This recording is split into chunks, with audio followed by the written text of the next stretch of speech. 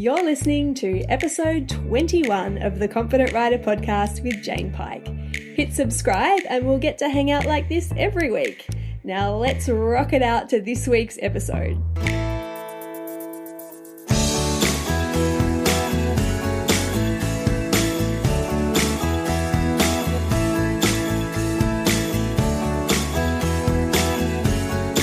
Today, I want to share with you a process that I've been going through over the past month or so, and that is how to make the best use of my time and energy so I'm really filling my days up with the things that are important to me. Now, this was precipitated by a birthday I had a few weeks ago, and I sat down and thought about what it was that I really wanted to achieve over the next 10 years. Now, from that list, I reverse engineered my way back and considered how it is I'm currently spending my time and matched everything against that. I've also been having a whole bunch of incredible conversations with the Joyride crew, and I know off the back of that this is a pretty hot topic. What commonly happens is that we have time that pops up in our day or that is available to us. However, we don't have the same level of energy available to actually invest in what it is that we want to do. Energy management is so important because it is synonymous with resilience. It is synonymous with us being able to get the best out of ourselves and be truly present for our horses. And of course, it equates directly to confidence, because if you're feeling bottomed out, if you don't have that emotional cup filled up, it is hard or simply impossible to draw on inner resources that will support you in the way that you need to feel supported when you're out there riding. So for those reasons alone and many others, I think this is a really important one to get into. The other thing that I was noticing myself, and I know that I'm also not the only one that feels this way, is that I have been feeling really tired. And I don't just mean a little bit tired, but I mean deeply tired. Tiredness that has come from years of looking after little people, of managing a business at the same time, of working horses at the same time, and really not taking care of my own needs. We had a great conversation last week on the podcast with Ellie and Sarah talking about returning to riding after having a baby. And I feel like this conversation, although it's not directly related to children, is linked in, because for those of us out there that are juggling a number of different balls, and I think that's going to be pretty much all of us, we can get to putting ourselves at the bottom of the list. And it is not a sustainable option, nor the best one for not only ourselves, but for everyone around us, and most definitely for our horses. So what I want to share with you over the next few minutes are the things that I have been looking at. And if this calls to you and you think, man, this is something I really need to get my head around as well, I really advise you to have a listen through this, and then maybe when you have some time, or when you carve out some time, you can sit down with a pen and paper and answer these questions for yourself. So the first question that I asked myself was, what is it that's really important to me? Like if I was at the end of my life now, and I don't mean for this to be morbid, but going in this direction is really great for focusing us in on the stuff that matters to us. So if I was at the end of my life right now and I was reflecting back over how it is that I spent my time, what would I consider to be the things that were really important to me? Now, for me, I was in an incredibly fortunate position when I answered this question, because straight away, 3 things popped up for me. The first thing was loving on my family. Super important. My 2 little boys and my husband and my extended family, loving on them and really giving them the best of myself, being present and spending quality time with them is right up there on the list. The second thing is spending time with my horses.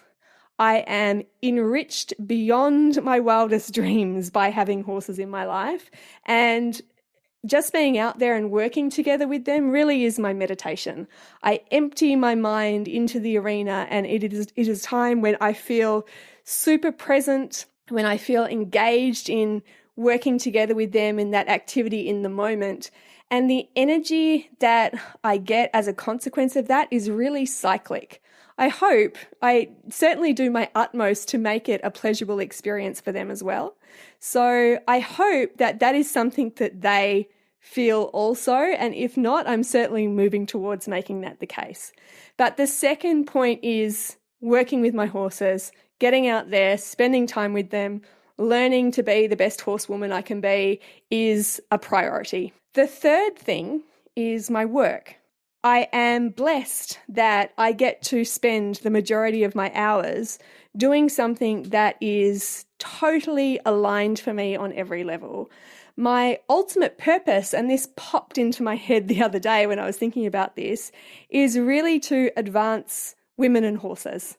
And I say women because they are the predominant group that I work with. I'd say like 98 to 99% of the people that I work with are women. And this doesn't disclude men, but that's really my passion. So advancing, giving options giving skills rather that empower and uplift and create confidence in ourselves so that we're able to remain resourceful and present and empathetic and compassionate and develop a relationship with our horses that ultimately advances them as well. That is my driving force. So now when I consider those three things, they are the top pillars that I want to match up where it is I'm investing my time in. Because I know that when I'm doing those things, that is the highest and best use of my time. The other thing that I know about myself is that I can get addicted to being busy, and I think loads of us get addicted to being busy because we create busyness, or rather we equate busyness with self-worth. In other words, if we stop being busy, or we stop being productive, or we stop just doing stuff which fills up our day, who are we? Do we actually count if we're not busy? And being able to step back and consider, is what I'm doing right now the best use of my time? Does this need to be done by me? And does this need to be done now? Those are really great questions to ask yourself because you start to weed out the stuff that you're doing that's actually getting in the way of you doing the stuff that you love. Now, I'm going to make the presumption that from listening to this podcast, you are riding or working with horses in some way or love horses and have them in your life. And I'm going to make the further assumption that that's something that's really important to you. Now, 50% of you probably have it going on with your riding and with your horses and are actually spending time with them to the level that you would like to be. And 50% of you may not be. So what I want you to do is get really ruthless about how it is you are investing your time and see time directly equated as value. So you are going to start to fill your days with what it is that you value. Now, I also recognize that some of us are going to be in jobs that we don't like, or we're going to be doing things that perhaps we would rather not be doing. And what I'd like you to consider in those instances is how you can make movements towards what it is you would like to be doing and start to move your mind in that direction, or how it is you can just reconfigure things so that you're actually introducing things to your day that do fill you up. So this is not about cutting things out necessarily or getting really down on yourself if you're doing something at the moment which isn't really serving you. But if you can just think about how it is you can introduce more of what you do want into your day, then naturally that's going to start to feed you in ways that you can't even recognize until you start to invest your time there. The other question that we need to really get a handle on is, where are the energy leaks in your day? So if you could identify for yourself what it is that causes you stress, what it is you feel drained by, and the third thing, what it is you feel like you could use some more support in.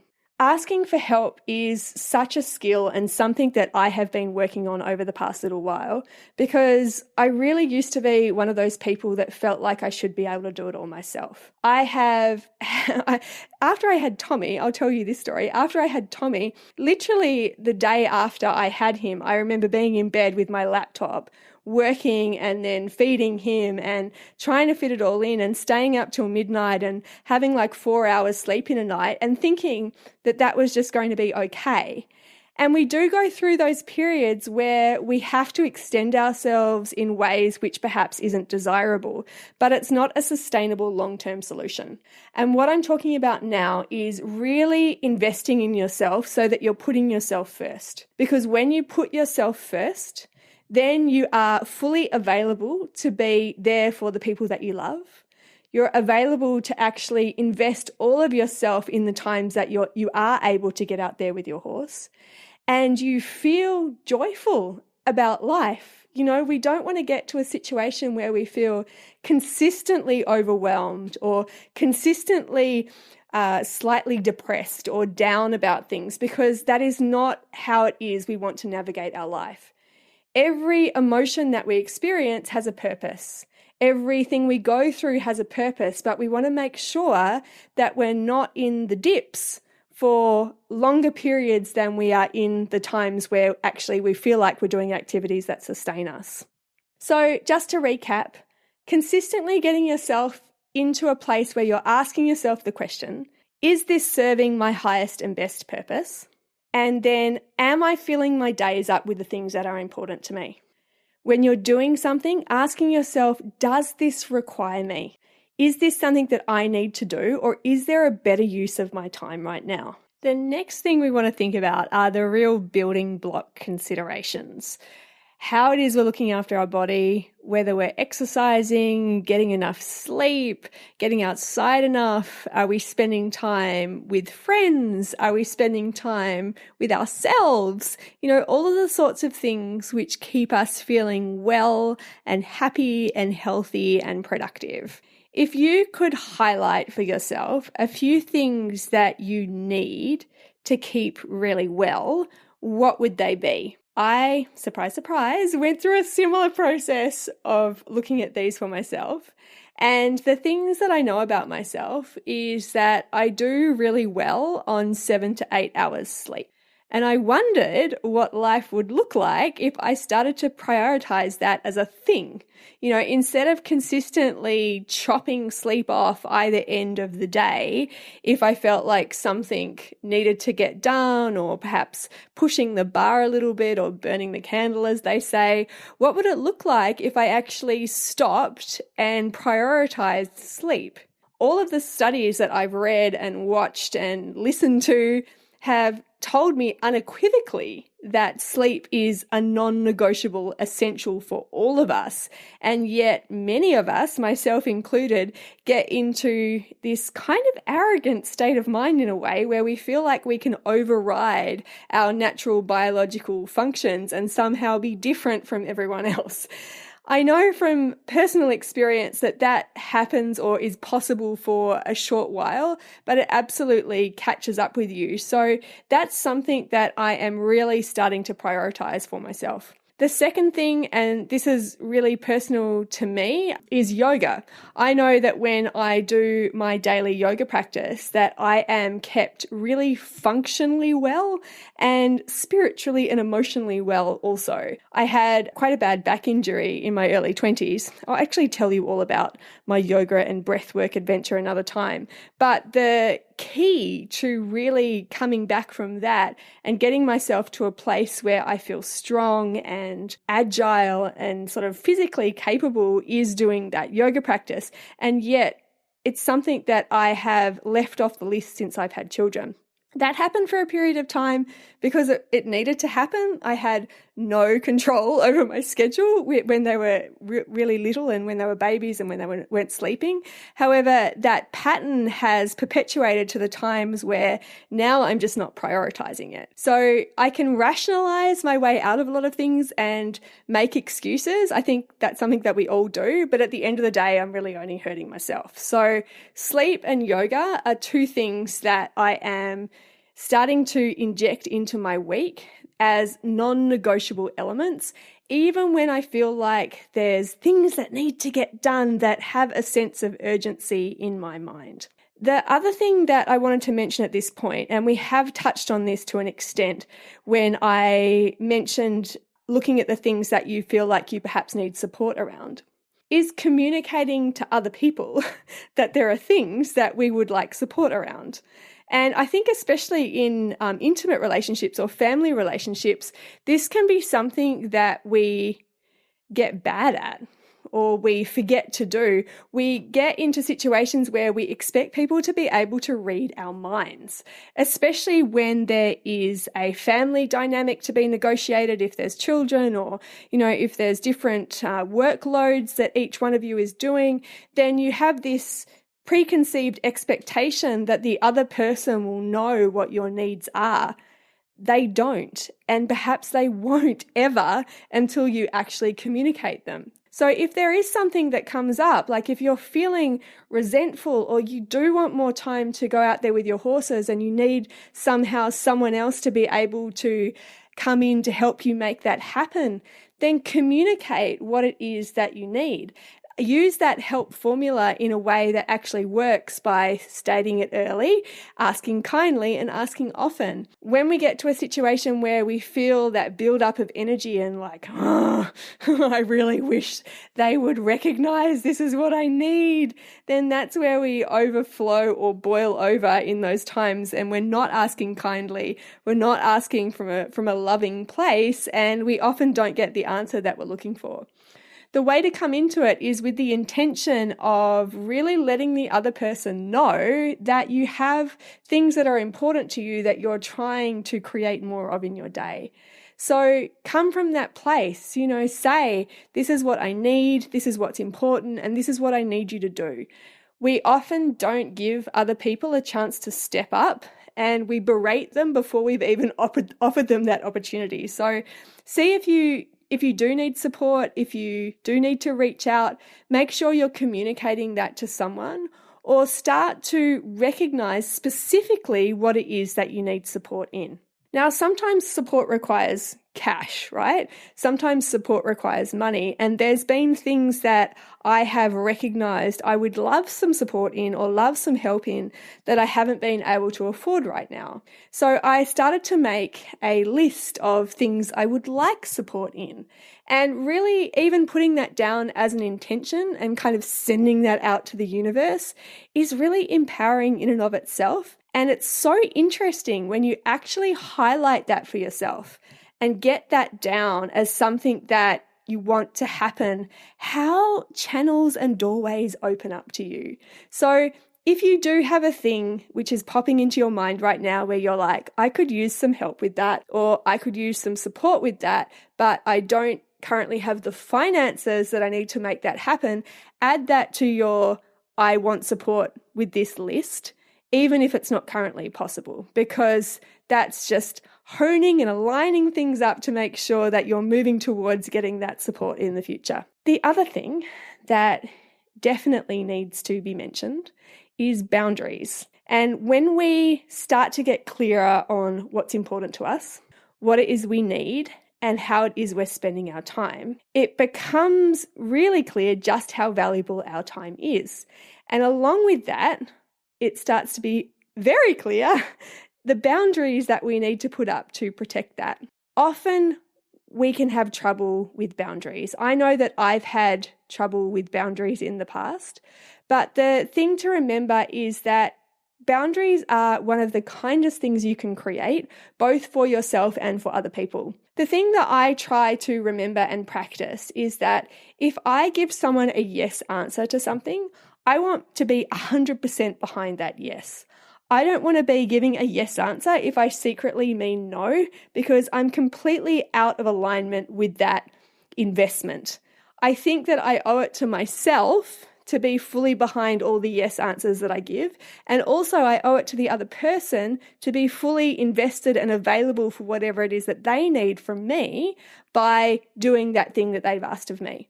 So with that in mind, it creates this very clear definition for me about when I say yes and when I say no. The other thing is having that awareness and understanding about the highest and best use of your time and the things that are important to you. You start to recognize what it's costing you by doing other things. So everything has a cost value, right? If you say yes to something else, it's costing you time that you could be using for something else that you might be doing. Now, you might choose to do that and be totally okay with that, and that's great. Totally not what we're talking about right now. But if you're doing something which you don't really want to be doing, or you said yes to when you meant no, it's costing you time that you could be dedicating to the stuff that is important to you. And is that something that you're willing to do? That's ultimately what it comes down to. Is that equation worth it to you? If it is, fantastic. If it's not, then you need to consider where it is that you're investing your time and what boundaries that you need to set up around that. It will be hard. Like saying no, especially if you're a yes person, can be super hard, but do it anyway. You know, it's a practice that we need to get into. It'll feel a little icky. It might create a few ripples, but you really train people in how to treat you. And if you want to be treating your own time and self with respect, then you need to start to be really respectful of the boundaries that you create. Okay, so now let's look at the actual nuts and bolts of our week. I know this is kind of a lot, but it's actually really exciting to get into.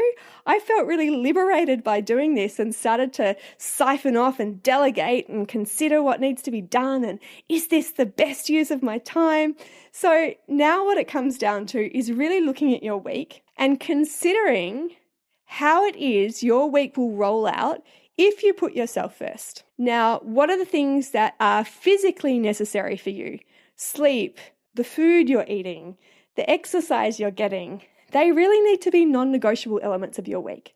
So put those in and then look at your week and consider what it is that's most important and think about how it is that is featuring in your week. Now, I used to be involved in to-do lists. I used to be a very active to-doer. And now what I do when I'm planning out my week is I consider what 3 outcomes are the top priorities for me to get done over that week. So if we were looking just at our horses, I would consider what are the 3 things that are most important this week that if I got those things done, it would be a win. For me, I'm working with Dee, my young horse, and we're really just getting established, getting the trot going right now, and I really am prioritizing riding him every day that I'm able to. And being able to means when the weather is allowing me to at the moment. So that's 5 to 6 days a week. And I am making sure that I go out there first thing, because when I leave it to the last, then chances are I either find that I don't have the time available or I feel like there's something I should be doing work-wise or family-wise that will get in the way. So I prioritize doing that first thing so it's done and it's a tick of something that's really important to me and it's just a priority. The other thing is looking at working Nadia. So I'm working her 3 to 4 times a week, so I'll pencil that in. And those really are the 2 main players for me at the moment. The other thing is looking at some training tutorials. So I actually pencil those into the week and I give them the same level of importance as any other schedule or appointment that I have. They are really non-negotiable and I'm super clear on my boundaries around those because I know that if I get to the end of the week and that hasn't been done, I'll be kind of disappointed. So that's where things start to become really clear about what you say yes to and what you say no to. That reverse engineering process of outcomes is a game changer. You can look at the 3 outcomes which are important for you just generally. So you might have something to do with work that's really important for you to get done, and that is the top priority for this week. Something with family that's really important to get done, and that's the top priority. Something with horses that's really important to get done, and that's the top priority. So then you look back over your week and say, okay, in order for me to get to this place, what has to happen this week? Where is it that I need to invest my time in order for that to come to life? And then you start to plot your week out with those things in mind. Ooh, I think I can take a breath out. I kind of got a little bit carried away there, quite excited on these topics. If nothing else, if the only thing you do off the back of this is really consider what is the highest and best use of my time and what's important to me, then you'll be well ahead of the pack. Just those 2 questions at the front point of your awareness starts to really turn your inner compass towards the stuff that matters and makes you aware of what it is you're investing yourself in. I hope that helped a little bit. I know I have papers literally all over my office right now and little scribbles and diagrams thinking about what it is that's important for my family, for myself, for my work, for my horses. And inside those circles, I've got things written down that I know is, important for me to negotiate. And definitely the word process needs to be highlighted because we're not going for perfection and we're actually never going to hit it.